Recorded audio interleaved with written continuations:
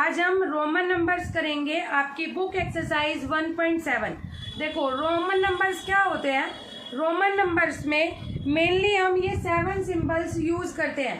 कौन कौन से 7 सिंबल्स? देखो 1, 5, 10, 50, 100, 500 और 1000। इनके हमारे 7 सिंबल्स हैं।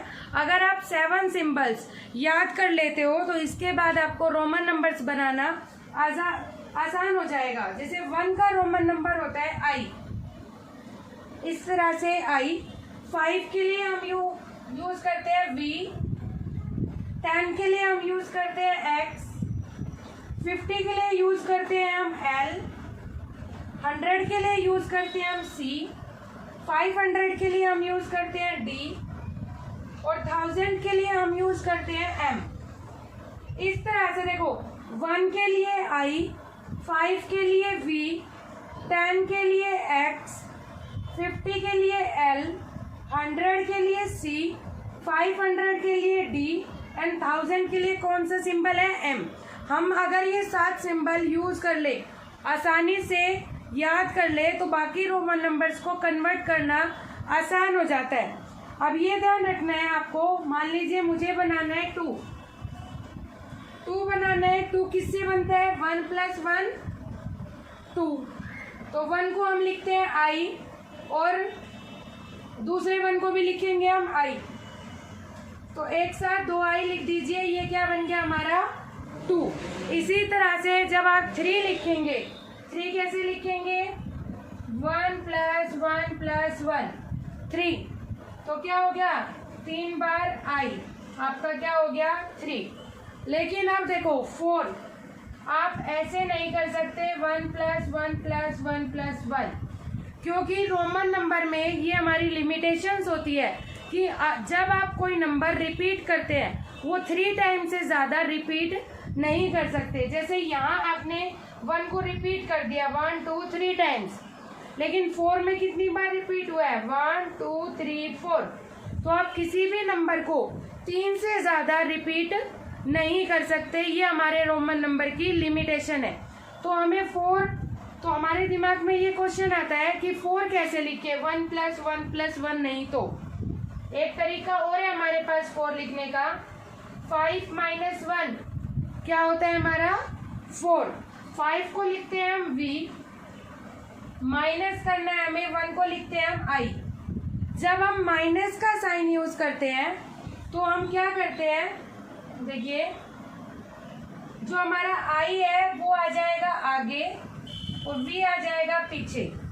ठीक है। अगर हम प्लस का साइन यूज करते हैं, जैसे मान लीजिए हम 6 लिख रहे हैं, तो 5 + 1। जब हम प्लस का साइन यूज करते हैं तो 5 को लिखा आपने वी और 1 को लिखा आई, ये आ जाएगा बाद में। तो क्या बन गया हमारा? वी आई। लेकिन जब आप माइनस का साइन यूज करते हैं तो बाद वाली वैल्यू 5 - 1, तो 1 वाली वैल्यू पहले आ जाएगी और 5 हमारा बाद में चला जाएगा। आया स्टूडेंट समझ में? आया स्टूडेंट समझ में कि हमें क्या करना है? रोमन नंबर्स के लिए सबसे पहले ये 7 सिंबल्स लर्न होने चाहिए। दूसरा हमें ये याद रखना है कोई भी सिंबल 3 से ज़्यादा रिपीट नहीं होना चाहिए। जैसे अब ये याद कर लीजिए। अब देखो अब हम क्या करते हैं? लिखना स्टार्ट करते हैं। बहुत आसान है, मैं बिल्कुल बेसिक से आपको करा रही हूँ। 1 को मैंने बताया क्या लिखते हैं? आई। ठीक है। इसके बाद 2 को लिखेंगे हम। 2 को हम लिखते हैं 1 + 1 क्या आएगा? 2 टाइम आई। ऐसे 3 को 3 आई। 4 को क्या लिखेंगे? 5 - 1 मतलब 1 वी। 5 को हम लिखते ही हैं वी। 6 को हम लिखेंगे वी आई। 7 क्या होता है? We double 1। 8 हो गया हमारा वी ट्रिपल 8। देखो 8 को क्या लिखा हमने? 5 + 1 + 1 + 1। 3 बार हमारा रिपीट हो चुका है। तो अब क्वेश्चन उठता है 9। 9 को हम क्या लिख सकते हैं? 10 - 1 मतलब 1 और x। ठीक है। 10 हो गया हमारा x, 11 हो गया हमारा x1, 12 होता है हमारा x 2 टाइम 1, 13 x3, 14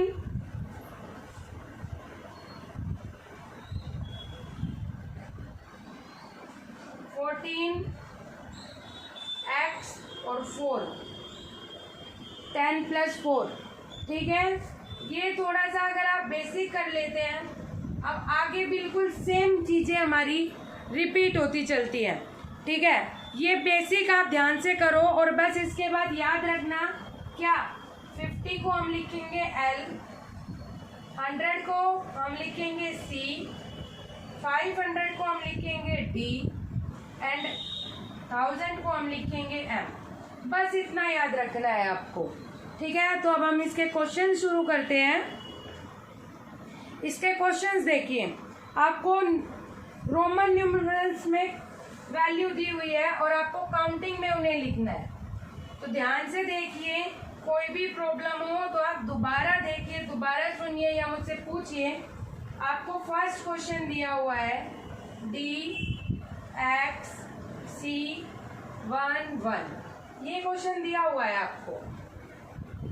देखो, अब हम इसमें गलती कहाँ करते हैं।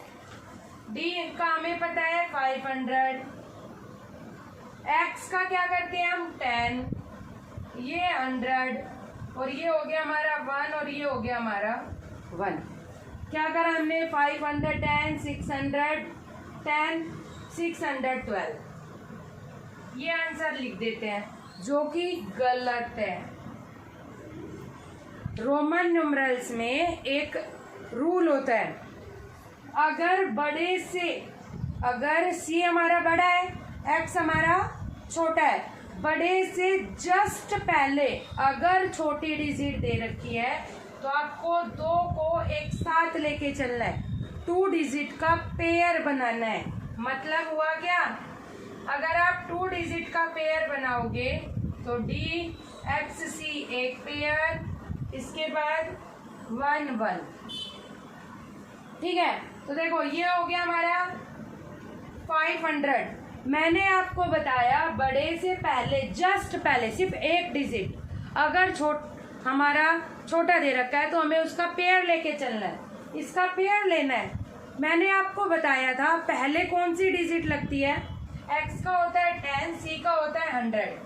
अगर बड़े से पहले छोटा है मतलब माइनस हो रहा है, 100 में से 10 माइनस हो रहा है, 100 में से 10 माइनस होगा तो क्या आंसर आएगा हमारा 90। तो ये इस पेयर का क्या आंसर है 90, और 1 और 1 2, तो इसका करेक्ट आंसर क्या होगा 592। ये इसका हमारा करेक्ट आंसर आएगा।